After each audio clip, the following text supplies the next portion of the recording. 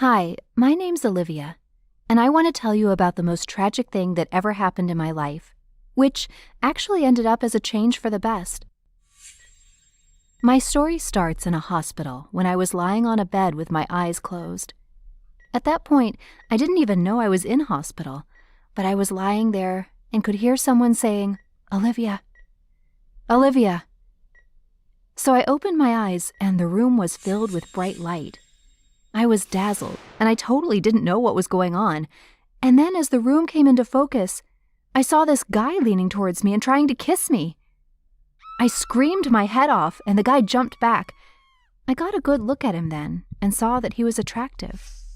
He was wearing fashionable clothes and had a really cool hairstyle, but still, I didn't want some strange guy kissing me, even if he was hot.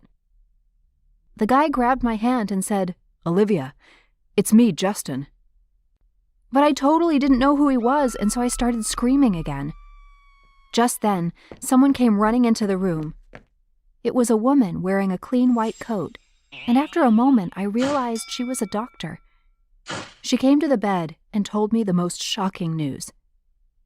"Olivia, you've been in a car accident and have lost your memory. You hit your head. How are you feeling?" The doctor kept asking me questions, but my head was spinning from her revelation. She told me that the hot guy was actually my boyfriend. I just couldn't believe it because I didn't recognize him at all. And even when he showed me some photographs of us together, I didn't want him to kiss me. It was too weird. The doctor told me that it was hard to say if I'd get my memory back or not. I was really upset, and I started crying when some more people came into the room because I didn't know who they were. They were looking at me, and I knew they must be familiar to me, but I just didn't have a clue who the heck they were. The doctor told me that the people were my family. There was a man with a kind face, a woman with red eyes like she'd been crying, and a little girl who didn't look very pleased to be there. I searched my mind, but couldn't remember them at all. A few days later, my memory had started to come back a little, and I remembered who my family were. While my memory was still poor, I didn't have any other injuries, so I was allowed to go home. If I thought that the car accident was bad, it was nothing compared to what happened next. Once I got home and memories started coming back to me, it was then that I found out who I really was. It wasn't long before I discovered that, actually, I wasn't a good person at all. I checked my social media accounts and went through some of the recent texts I'd sent my friends, and I was shocked at what I discovered. I was a bully. Going through my messages, all I found were mean things. There was a message from a girl in my class called Clara, who was a bit overweight in her profile picture. She sent me a message asking if I could help her promote a charity event for the animal rescue center she volunteered at. Her message said, "I know we aren't really good friends, but you're so popular that if you go to the event, lots of other people will come too. I really want to help the animals and support the charity." When I read the message, I felt sure that I would have agreed to her request because I really like cute animals. But instead, when I read my reply, I burst into tears. I'd been so horrid. My reply said, "No thanks, Clara. That sounds like the perfect event for boring, ugly people like you, but cool, beautiful people like me would never go to a dumb charity event. Ha ha ha." I was horrified by the revelation and started crying even more. And my little sister came into my room. I expected her to ask me what was wrong, but she just stared at me. Eventually she asked, "What's up with you?" I told her about the mean message that I'd sent to Clara and all the other mean texts I'd sent and how sad I was. My sister was really confused. She said, "You seriously don't remember that?" "Olivia, you're mean to everyone. Can't you remember last month when I was wearing my new shoes and you told me they were the ugliest things you ever saw? Or when we went to the swimming pool last summer and you pushed me right into the deep end?" Again, I was horrified.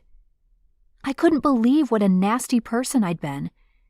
I apologized to my sister and she looked even more surprised, as if I'd never done it before.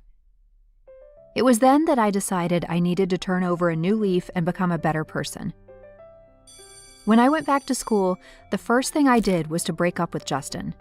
Every time he saw me, he tried to kiss me, which wasn't very nice because I was still confused about who he was. He wasn't understanding at all and said, "You're my girlfriend, so I can kiss you anytime I want." It felt like he was showing his true colors, and I decided that Justin wasn't the kind of guy I wanted to date. Maybe in the past when I was mean like him, but I didn't want to be with him now. I was walking to class when I heard laughing down the corridor. When I got to the front of the crowd, there was an overweight girl on the floor. She'd tripped and had dropped a stack of papers.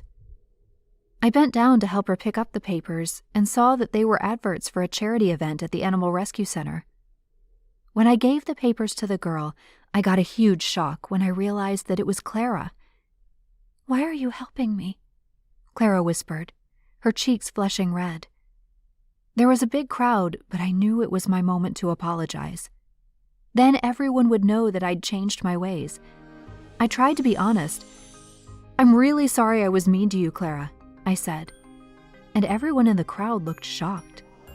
"I want to tell you that I'd be so happy to come to the charity event you're organizing. It looks fun. You can count on me for support." Everyone looked really confused, and Clara was lost for words. Just then, a girl wearing lots of makeup pushed to the front of the crowd.